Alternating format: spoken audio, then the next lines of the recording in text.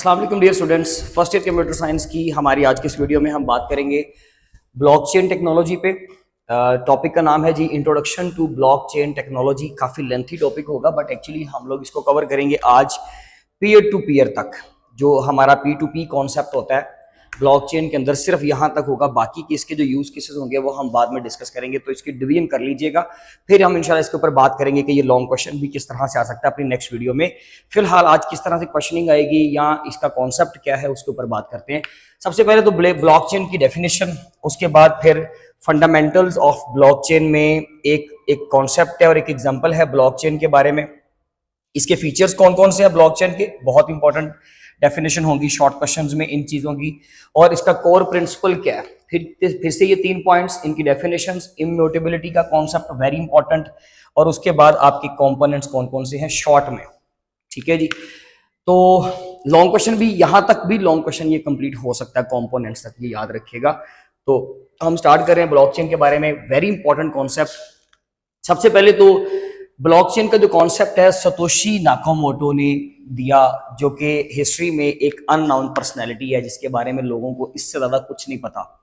Even ये भी नहीं जानते लोग कि ये हिस्ट्री ये भी नहीं बता सकती, क्योंकि ये बड़ी बायस्ड हिस्ट्री है। यहाँ पर आपको ये भी नहीं पता कि ये एक सिंगल पर्सन थी या एक ग्रुप ऑफ इंडिविजुअल्स था।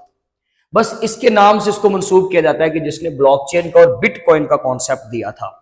यहां तक का जो कंटेंट है, तो कंफ्यूज ना होने की वजह से, ताकि आप कंफ्यूज नहीं हो इसलिए बता रहा हूं कि यहाँ का जो कॉन्सेप्ट है ना, ये जो 4 लाइन है, ये बेसिकली आपके सिलेबस का हिस्सा नहीं है। ये जस्ट इस कॉन्सेप्ट को एक्सप्लेन करने के लिए मैंने चंद एक लाइंस लिखी, आपने देखना है। ब्लॉकचेन बेसिकली क्या है जी, digital ledger to record transactions. हम लोग जो अपनी डेली लाइफ में ट्रांजैक्शंस करते हैं ना, जो भी हिसाब किताब का काम होता है, हम एक कॉपी पे सेव कर लेते हैं।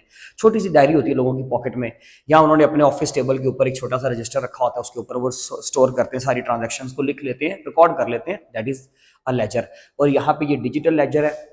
खास करके जितनी भी डिजिटल ट्रांजैक्शंस थी लोगों के दरमियान में, उनको स्टोर करने के लिए एक लेजर बनाया गया, एक प्रोसेस है। ये कोई सॉफ्टवेयर नहीं है, it's a technology, it is a concept, it is a process के जिसको हम इस्तेमाल करते हैं ब्लॉकचेन को। खास करके जो इसका मकसद था वो था बिटकॉइन के लिए इसको बनाया गया था, कि बिटकॉइन की जो ट्रांजैक्शंस होगी, जो लोग बिटकॉइन को खरीदेंगे, जो जहां पर उसको वो स्पेंड करेंगे, बिटकॉइन के ऊपर भी बात करते हैं, उसके लिए इसको बनाया गया। आसान लफ्जों में, बहुत ही आसान लफ्जों में, एक सिंगल लाइन में आपने आंसर देना है कि बिटकॉइन, ये ब्लॉकचेन टेक्नोलॉजी क्या है। एक ऐसी टेक्नोलॉजी, ब्लॉकचेन इटसेल्फ एक ऐसी टेक्नोलॉजी है, एक ऐसा डिजिटल लेजर है, एक डिजिटल नोटबुक है, जो हमने ना एक ग्रुप के अंदर, जो ग्रुप इसके अंदर इन्वॉल्व है, ब्लॉकचेन टेक्नोलॉजी के अंदर इन्वॉल्व है, ब्लॉकचेन नेटवर्क का हिस्सा है, जो लोग बिटकॉइन की ट्रांजैक्शंस का काम करते हैं, जो डिजिटल करेंसी का काम करते हैं, वो सारा ग्रुप है। सपोज करने 10 बंदों का, 10 बंदों को वो हमने digital notebook same equal rights consider करते हुए 10 बंदों के दरमियान में डिस्ट्रीब्यूट कर दी। एक बंदा कुछ भी लिखेगा ना, तो डिजिटली वो सारे बंदों को नजर आएगी, वो उसको डिलीट नहीं कर सकता, डिलीशन यहाँ पे पॉसिबल नहीं है। जो बंदा आगे किसी को सेंड कर रहा है, रिसीव कर रहा है, क्या ट्रांजैक्शंस हो रही हैं, क्या वो खरीदो फरोख्त का काम कर रहा है, वो जो भी ट्रांजैक्शंस कर रहा है ना, हर चीज उस डिजिटल नोटबुक के ऊपर लिखी जा रही है, और वो इम्यूटेबल है, यानी कि वो अब चेंज भी नहीं की जा सकती। इस चीज को हम ब्लॉकचेन कहते हैं। बिटकॉइन की जो इन्वेंशन थी ना, बिटकॉइन 2008 में ना, इसका जो है वो वाइट पेपर आया, यानी कि इसके ऊपर उसका कुछ डिजाइन और कुछ उसके ऊपर बेसिक उसका आर्किटेक्चर था कि बिटकॉइन क्या होगा, कैसे बनाया जाएगा, क्या उसका डिजाइन होगा। तो बिटकॉइन बेसिकली है क्या, पहले तो ये बात कर लेते हैं। बिटकॉइन एक डिजिटल करेंसी है जो कि फिजिकली एग्जिस्ट नहीं करती। एक आसान एग्जांपल, आपके बैंक अकाउंट में कितने पैसे पड़े, अभी आप एप्लीकेशन ओपन करोगे, मिजान की, यूबीएल की, अलाइड की, किसी की भी, उसमें एक फिगर नजर आएगा जी, आपके अकाउंट में 10,000 रुपए है। एक्चुअली वो 10,000 कहाँ एग्जिस्ट करता है, कहीं पे भी नहीं, वो तो बैंक में एग्जिस्ट करता है। और अगर आपको, आपके किसी कंपनी ने आपको वो सेंड किए हैं पैसे, तो वो पैसे उन्होंने सेंड किए, वो तो अमाउंट सेंड की, वो तो नंबर फिगर सेंड किया, तो वो पैसे फिर असल में कहाँ पे गए, वो करेंसी फिजिकली, वो करेंसी कहाँ गई। आपके कंपनी ने आपको पे दी, सैलरी दी, फीस दी, आपको किसी भी चीज का कोई भी ट्रांजैक्शन दी, उसको पैसे आपको दिए, तो वो बेसिकली पैसे असल में एग्जिस्ट कहाँ करते हैं, वो तो डिजिटल एक नंबर आया जस्ट आपके पास, वो डिजिटल करेंसी है, वो जो फिगर है वो डिजिटल करेंसी है जिसको हम एटीएम से जाके पैसों की सूरत में कैश कर सकते हैं। तो बिटकॉइन भी सिमिलरली वो फिगर है, समझ लीजिए, है ये जरा कॉइन टाइप का। तो ये बिटकॉइन होता है बेसिकली एक डिजिटल करेंसी है जो कि फिजिकली एग्जिस्ट नहीं करती, लेकिन उतने पैसों के अगेंस्ट, उतने कॉइन के अगेंस्ट, उसकी वर्थ के अगेंस्ट आप कहीं से भी फिजिकली कैश जो है वो कर सकते हो। उतने पैसे फिजिकली आप पेपर करेंसी जो है वो हासिल कर सकते हो। तो ये बेसिकली बिटकॉइन का कॉन्सेप्ट है, सिंपल सा। बिटकॉइन जो है वो डिसेंट्रलाइज्ड लेजर है। याद रखिएगा ये डिसेंट्रलाइज्ड कैसे है, क्योंकि पहले पहले तो इसको सेंट्रलाइज भी रखा गया, लेकिन एक्चुअली सेंट्रलाइज का मतलब होता है जो चीज किसी ग्रुप या गवर्नमेंट या किसी एक इंडिविजुअल बॉडी की तरफ से कंट्रोल की जाए। डिसेंट्रलाइज बनाया गया इसको ताकि इसको और भी ज्यादा फेम मिले, लोग इसको और भी ज्यादा लाइक करें। क्यों? डिसेंट्रलाइज का मतलब होता है जो चीज किसी एक इंडिविजुअल ग्रुप के कंट्रोल में नहीं होती। बिटकॉइन एक ऐसी करेंसी है जो दुनिया भर के तमाम लोगों के दरमियान में कभी भी किसी भी टाइम पे शेयर की जा सकती है। आप कोई भी चीज बाय करना चाहो बाय कर सकते हो, कोई भी आप कॉइन का हिस्सा, पोर्शन या इवन पूरा कॉइन अब किसी को बेचना चाहो, खरीदना चाहो, आप वो काम कर सकते हो। आप समझ लीजिए कि आपने अपनी पेपर करेंसी से जान छुड़ाकर आपने बिटकॉइन को बाय कर लिया। काफी हद तक तो लोगों ने इसको एम्बिगुअस माना कि ये ऐसा कुछ नहीं है, इसके ऊपर ट्रस्ट भी नहीं किया, लेकिन आज लोग इसको बाय करते हैं, लोग इसकी ट्रांजैक्शंस भी करते हैं, लोगों ने अपनी इसके अंदर इन्वेस्टमेंट्स भी की हुई हैं। तो याद रखिएगा कि बिटकॉइन एक डिजिटल करेंसी है। जैसे आम पैसा होता है सिर्फ बैंक में समझ लीजिए पड़ा हुआ है, इसी तरह से बिटकॉइन जो है वो जितने भी एक्सचेंज जो ऑर्गेनाइजेशंस होती हैं जो करेंसी एक्सचेंजेस का काम करती हैं, जैसे बाइनांस की बात कर लें, तो वो बेसिकली क्या करती हैं, ऑर्गेनाइजेशंस आपके अकाउंट ओपनिंग करवाती हैं, आपकी पूरी बायोमेट्रिक की जाती है, इवन आपकी हर चीज आइडेंटिटी की शिनाख्त की जाती है, देन आपका अकाउंट ओपन होता है और आप इस नेटवर्क का हिस्सा बन जाते हो। That is the concept of actually bitcoin. जितना भी आपकी सिलेबस के हवाले से जरूरी था उतना आपको बता दिया गया, और ये डिसेंट्रलाइज्ड है। ये इसका बहुत इंपॉर्टेंट फीचर है, यानी कि किसी इंडिविजुअल ग्रुप के अंडर ये काम नहीं करता, ये सबके लिए बराबर है। हर बंदे के दरमियान में इसको इक्वली शेयर किया हुआ है, हर बंदा इसके ऊपर काम कर सकता है, हर बंदा एक दूसरे की ट्रांजैक्शन को देख सकता है। इसमें हम आगे चलते हैं। It enables instant payments to anyone. कोई भी आपने इंस्टेंट पेमेंट करनी है आप इसके जरिए से कर सकते हो। डिसेंट्रलाइज्ड है, पहला पॉइंट। डिजिटल है, फिजिकल एग्जिस्ट नहीं करता, एक इलेक्ट्रॉनिक रिकॉर्ड है, इसकी लिमिटेड सप्लाई है। लोग क्या करते हैं, इस कॉइन को माइन करते हैं, यानी कि आप इस कॉइन को माइन करने से मुराद ये है कि आप इस अकाउंट को, यानी कि इनकी इसके कॉइन्स को आप तादाद में बढ़ाते हो। मैं इसकी सिंपल एग्जांपल देता हूँ। हम सबवे सफर्स गेम खेलते हैं तो उसमें कॉइन्स मिलते हैं, हम लूडो खेलते हैं उसमें हमें कॉइन्स मिलते हैं, लेट्स से हमें मिलता है ना, करेंसी मिलती है, डॉलर्स मिलते हैं या पैसे मिलते हैं करेंसी में, किसी भी करेंसी में, तो वो एक फिगर मिलता है हमें। तो वो क्या होता है, आप एक्चुअली टाइम कंज्यूम कर रहे हो, आप मैथमेटिकल प्रॉब्लम को सोल्व कर रहे हो, उस गेम को खेल रहे हो, प्लेइंग कर रहे हो, और उसके बदले में उसके इवज आपको क्या मिल रहा है, कॉइन मिल रहा है, पैसे मिल रहे हैं। तो यहां पर भी ऐसा ही होता है कि इस कॉइन की भी माइनिंग होती है। बहुत सारे कंप्यूटर्स जो हैं वो आपस में अटैच हैं, एक खास किस्म की प्रॉब्लम सॉल्विंग टेक्निक्स रन करती हैं, जिसकी वजह से ये कॉइन जो है वो अपनी क्या करता है, माइनिंग शो करता है, यानी कि तादाद में बढ़ता जाता है। लेकिन इसकी सप्लाई जो है वो लिमिटेड है, ये याद रखिएगा। और ये P2P काम करता है, पीयर टू पीयर। यहाँ पर ये कोई ऐसी गवर्नमेंट नहीं है कि जिसके अंडर जाकर पहले हमें वो करेंसी चेंज करवाना पड़ेगा, एक्सचेंज करवाना पड़ेगा, कुछ बाय करना है तो उसके जरिए से करना है। नो, पीयर टू पीयर मतलब हर क्लाइंट दूसरे क्लाइंट के साथ डायरेक्टली कम्युनिकेट करके इसकी ट्रांजैक्शंस कर सकता है। ये कॉन्सेप्ट ज्यादा इंपॉर्टेंट था आपको समझाने के लिए, बुक के अकॉर्डिंगली कुछ भी नहीं है। Fundamentals of blockchain. Blockchain is like a digital notebook that is shared with everyone in a group. एक ग्रुप के अंदर तमाम लोगों के दरमियान में हमने ये डिजिटल नोटबुक शेयर कर दी और हर बंदा उस ट्रांजैक्शन को देख सकता है। इसमें एक एग्जांपल दी हुई है कि एक बंदे के पास, आपके पूरे ग्रुप के पास, ग्रुप में कुछ लड़कों के पास या कुछ लोगों के पास जो है किसी के पैसे पड़े हुए हैं, वो पैसे उन्होंने वापस कर दिए या उस पैसों से फर्दर कोई बिजनेस किया या कोई भी आप इस तरह की एक्टिविटी, आप कोई भी एक फ्रेज लिख सकते हो एग्जांपल के तौर पे। तो वो क्या किया, जब उन ट्रांजैक्शंस की हम बात करते हैं तो वो तमाम दोस्तों के दरमियान में हर चीज जो है वो ओपन है, और वो तमाम जो ट्रांजैक्शन है एक बंदा जो करेगा वो बाकी के तमाम लोगों को उस डिजिटल नोटबुक के ऊपर नजर आएंगे, क्योंकि वो डिजिटल नोटबुक हर एक बंदे को मिली हुई है। आपने अपने एंड पे कुछ लिखा वो मुझे भी नजर आएगा, ये इस तरह का मैजिक है। बात समझ आई। फीचर्स की बात करें तो इसके अंदर ट्रांसपेरेंसी पाई जाती है, यानी कि एक बंदा कोई भी काम कर रहा है तो दूसरे के लिए वो बिल्कुल आया है, उसके लिए हर चीज वो नजर आती है, उसके ऊपर जितना भी वो ट्रांजैक्शन करता है, वो वट एवर उसके जो भी एक्शंस होंगे दूसरे के लिए वो हर चीज जो है वो देखने के काबिल, और उसको देख रहा है, उसके सामने है हर चीज। Number 2, security.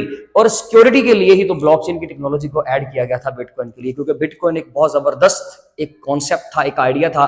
फ्यूचर में लोग इसको याद करेंगे, फ्यूचर में लोग इसको इस्तेमाल करेंगे, ये सच है और ये बिल्कुल सच है। लोग इसको इस्तेमाल करते हैं, लोगों ने बहुत ज्यादा इसके अंदर इन्वेस्टमेंट्स की हुई हैं उस चीज को सिक्योरिटी प्रोवाइड करने के लिए कि यहां पर भी हैकिंग का कॉन्सेप्ट ना आ जाए।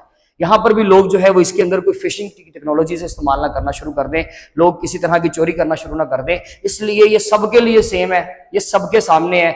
आपने एक रिकॉर्ड ऐड किया तो वो रिकॉर्ड बाद में डिलीट नहीं हो सकता। आपने ट्रांजैक्शन एक ऐड कर दी है, वो ट्रांजैक्शन कभी डिलीट नहीं हो सकती। आपने कोई भी एक्शन लिया है, आपने कोई भी एसेट बनाया, तो वो कभी भी ट्रांजैक्शन वो रिकॉर्ड डिलीट नहीं हो सकता। इसी का मतलब होता है इम्यूटेबिलिटी। इसलिए इसको खास करके सिक्योरिटी के लिए यूज किया जाता है, क्योंकि ये बिटकॉइन के पीछे, बिटकॉइन इटसेल्फ एक एल्गोरिदम है, बस कोई सॉफ्टवेयर नहीं है, कोई चीज नहीं है। बिटकॉइन समझ लीजिए एक हवा है, बिटकॉइन समझ लीजिए कि एक मैजिक है, बिटकॉइन समझ लीजिए कि एक आपके पास एक ऐसा डिजिटल करेंसी है जो कि सिर्फ एक फिगर एग्जिस्ट करता है।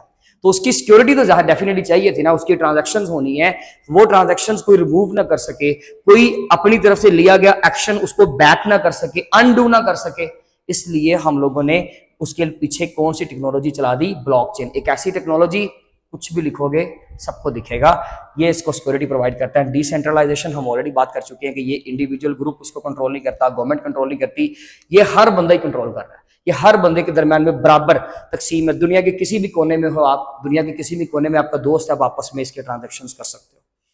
और प्रिंसिपल्स, ये किस प्रिंसिपल के ऊपर काम करता है? पहला तो डिसेंट्रलाइजेशन है, पढ़िएगा, सेम कंटेंट मिलेगा।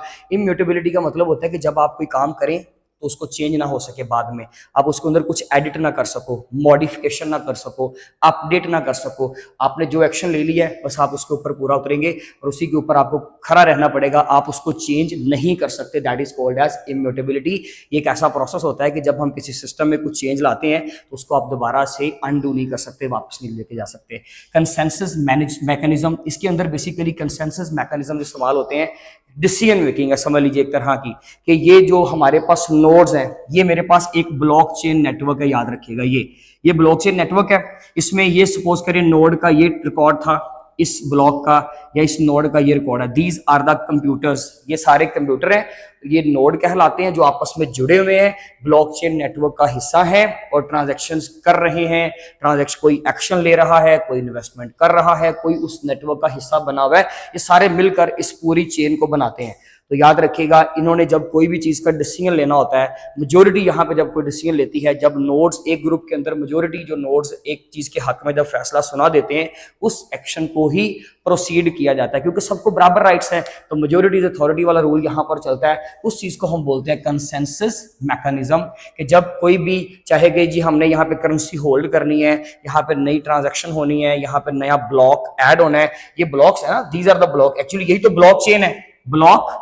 अभी हम उसके ऊपर बात करते हैं कि ये कंपोनेंट का क्या मतलब है। ये एक ट्रांजैक्शन है सिंपल, तो ट्रांजैक्शन अगली ऐड होनी है तो ये एक पूरी चेन बनती जाएगी। कैसे बनेगी अभी हम उसके ऊपर बात करते हैं। हमारे पास है जी ये वाली डायग्राम, आपने इसको अंडरस्टैंड करना है। पहले हम नोड्स पढ़ते हैं, पहले कंपोनेंट्स देखते हैं, फिर उसके ऊपर आते हैं। नोड कहते हैं इन कंप्यूटर्स को जो इस नेटवर्क का हिस्सा है। लेजर यानी कि जो डिजिटल नोटबुक है, जो डिजिटल रिकॉर्ड है, जहां पर सारी जाके चीजें स्टोर होंगी। ब्लॉक, ये आपका एक ब्लॉक बेसिकली एक पीस ऑफ इंफॉर्मेशन है जिसके ऊपर ट्रांजैक्शंस की गई हैं। और ट्रांजैक्शन इटसेल्फ क्या है? जो एक्शन आपने लिया, आपने जो भी काम किया, जो भी आपने एक्शन लिया, अपने एंड पर आपने कोई इन्वेस्टमेंट की, आपने कुछ हिस्सा सेल किया या बाय किया, वो आपकी ट्रांजैक्शन है। आपकी तरफ से लिया गया एक स्टेप आपकी ट्रांजैक्शन है, आपका एक प्रोसेस एक ट्रांजैक्शन है। और उस ट्रांजैक्शन का रिकॉर्ड जहां पर स्टोर है that is called as ledger. और वो जहां पर हम लोगों ने चीजों को वक्ती तौर पर खवाया हुआ है that is called as a block. और ब्लॉकचेन प्रोटोकॉल क्या है? रूल्स एंड रेगुलेशंस, प्रोसीजर्स के जिसकी बेस पर ये सारी कम्युनिकेशन होगी, किस तरह से नोड्स आपस में इंटरेक्ट होंगे, कब ब्लॉक ऐड किया जाएगा। इन रूल्स को, इस अंडरस्टैंडिंग को बेसिकली, इस एक लैंग्वेज को हम लोग क्या कहते हैं? ब्लॉकचेन प्रोटोकॉल की। जो एक नोड बोलता है कि अब ये होना चाहिए, वो बेसिकली रूल्स एंड रेगुलेशंस का हिस्सा बनता है, उसको हम ब्लॉकचेन प्रोटोकॉल कहते हैं। अब जरा इसको समझिएगा, ये सारे नोड्स आपस में डायरेक्टली कनेक्टेड हैं। ये इसके साथ, ये इसके साथ भी कनेक्टेड है, इसके साथ भी और इसके साथ भी। इसी तरह से ये इसके साथ भी, इसके साथ भी, इसके साथ, इसके साथ, इसके साथ, सबके साथ कनेक्टेड है। हर नोड के साथ कनेक्टेड है। इसलिए यहां पर कोई इश्यू नहीं है।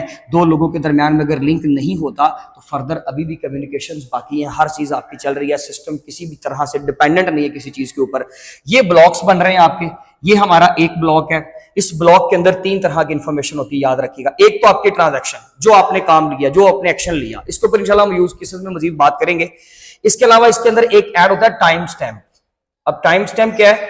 कि जी जो आप लोगों ने जिस दिन जिस टाइम पे आप लोगों ने ट्रांजैक्शन किया ना, उसका टाइम भी स्टोर हो जाना है और वो भी चेंजेबल नहीं होता, याद रखिएगा। और इसके अलावा यहां पर एक हैश होता है, एड्रेस, हैश आइडेंटिफायर। समझ लीजिए कि कुछ पीस ऑफ इंफॉर्मेशन है, इस तरीके से ना हमारे पास कुछ नंबर लिखा हुआ है, अजीबोगरीब किस्म का, लंबी सी स्ट्रिंग लिखी हुई है नंबर्स की, डिजिट्स की, वो एक यूनिक एड्रेस होता है। और यही एड्रेस हमने अगले को देना है, उससे अगले के पास प्रीवियस का एड्रेस होगा, यानी कि पेरेंट बॉक्स का एड्रेस हम उसके चाइल्ड को देंगे, और फिर ये चाइल्ड और ये पेरेंट बनेगा तो इसका एड्रेस हम उससे आगे देंगे। इसी तरह से ये चेन बनती जाती है और ब्लॉक्स ऐड होते जाते हैं, और जो ब्लॉक ऐड हो गया आप उसको डिलीट नहीं कर सकते। आपने जो ट्रांजैक्शन की, जिस तरह का एक्शन लिया, उसकी एक पूरा ब्लॉक बनेगा। ब्लॉक को एक नंबर असाइन इवन किया जाएगा, सपोज कर ले ये 0 नंबर, ये 1, ये 2, उन ब्लॉक्स को नंबर दिए जाते हैं और वो नंबर्स की तरह इसी तरह से चेन बढ़ती जाती है। इसी चीज को हम कहते हैं ब्लॉक चेन। इसका स्क्रीनशॉट ले लें। और एक कॉन्सेप्ट रह गया आपका P2P, वैसे हम इसके ऊपर बात कर चुके हैं। पीयर टू पीयर मतलब यहां पर हर बंदा बराबर सेम लेवल पर है, वही बंदा क्लाइंट, वही बंदा सर्वर, दोनों की रोल प्ले करता है। लोग आपस में डायरेक्टली कनेक्टेड हैं, किसी थर्ड पार्टी को, किसी बंदे को दरमियान में लाने की जरूरत नहीं है। हाँ, एक चीज है, मैं आपको चीज बताता हूं, एक लास्ट कॉन्सेप्ट जरा समझिएगा, सुनिएगा। मैं सबवे सफर खेल करना, कॉइन्स कमा रहा हूं, कॉइन्स बना रहा हूं, ठीक है। कोई भी गेम आप इमेजिन कर ले जो आप खेलते हो, जो आपको कॉइन देती है, उसकी कंजम्पशन, उस गेम की प्लेइंग, उसका खेलना आपको क्या देता है? कॉइन देता है। उसको बोलते हैं कॉइन की माइनिंग। माइनिंग हो रही है, कॉइन्स बढ़ते जा रहे हैं, आप उन कॉइन्स को कहीं पे भी स्पेंड कर सकते हो। मैंने कुछ खरीदना है, मैं मार्केट गया, कुछ मुझे बाय करना है, तो मैं क्या किया, उस क्रिप्टो, वो मुझे पूछेगा कि जी आप क्रिप्टो की तरफ करना चाहेंगे, पैसे पे, यानी कि वो चीज बाय करना चाहोगे, पेमेंट करोगे, ठीक है जी मैंने क्रिप्टो से पेमेंट करनी है। इसको क्रिप्टो करेंसी कहते हैं ना, basically that is a crypto currency, जो क्रिप्टोग्राफी यूज करती है। क्रिप्टोग्राफी यानी कि सिस्टम ऑफ इनक्रिप्शन, कोडेड, ये बेसिकली आप अपनी इंफॉर्मेशन को एनकोड कर देते हो, छुपा देते हो। इसके ऊपर इंशाल्लाह हम बाद में बात करेंगे, ये पॉइंट हमारा एक रह गया। तो ये क्या होता है जी, जब हम वो चीज बाय करना चाहते हैं तो डेफिनेटली मुझे वहां से किसी न किसी तरह से वो ऐप ओपन करनी पड़ेगी, जहां पे भी कॉइन पड़े हैं, चाहे वो सबवे सफर पे पड़े हैं, मैं उस ऐप को ओपन करूंगा ना, इसी तरह से ओपन करके देन मैं पेमेंट करूंगा। इसी तरह से जब आपको बिटकॉइन के जरिए से कोई काम करना है तो फिर आप लोग क्या करते हो, इनकी भी एप्लीकेशंस होती हैं, जो मैंने आपको अभी बताया कि करेंसी एक्सचेंजेस होती हैं जिनको हम लोग इस्तेमाल करते हैं, उनकी एप्लीकेशन प्रॉपरली हमें ओपन करनी पड़ती है एंड देन ये सारा काम होता है। तो फिर वहां पर दोनों के पास जस्ट वो एप्लीकेशन, वो प्लेटफॉर्म होना जरूरी है। किसी प्लेटफॉर्म का आपको हिस्सा होना पड़ेगा। जैसे कि अगर आपने जैज़ कैश, इजी पैसा, पेमेंट्स दोनों तरफ हो सकती है ना, जैज़ कैश इजी पैसा से जैज़ कैश, या आपका फिजिकल एक डिजिटल वॉलेट है, डिजिटल वॉलेट जहां पे आपने चीजों को रखवाया हुआ है डिजिटली, यानी कि ये भी असल में एग्जिस्ट नहीं करता, फिजिकली एग्जिस्ट नहीं करता। तो समझ लीजिए कि हमारे पास एक डिजिटल वॉलेट होना चाहिए, उसके अंदर कुछ पैसे होने चाहिए, आप कुछ भी सेल, परचेज, बाय कर सकते हो। That's it. होप सो कि आपको टॉपिक समझ आ गया होगा। आप इसका स्क्रीनशॉट एक बार फिर से ले लें अगर किसी ने स्क्रीनशॉट मिस कर दिया तो। बाकी इंशाल्लाह अपनी नेक्स्ट वीडियो में इसके नेक्स्ट टॉपिक पे बात करेंगे। तब तक अपना बहुत ज्यादा ख्याल रखिए। Thank you so much. Allah Hafiz.